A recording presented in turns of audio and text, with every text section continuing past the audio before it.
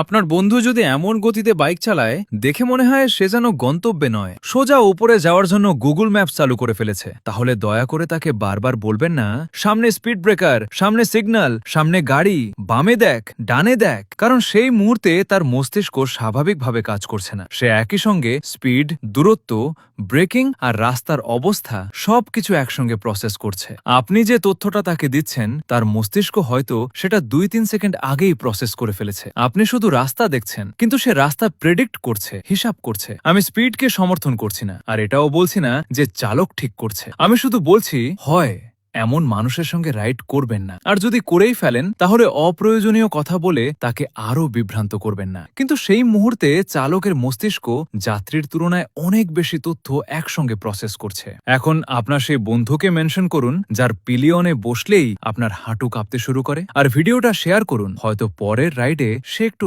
আস্তে চালাবে। Stay safe, ride safe.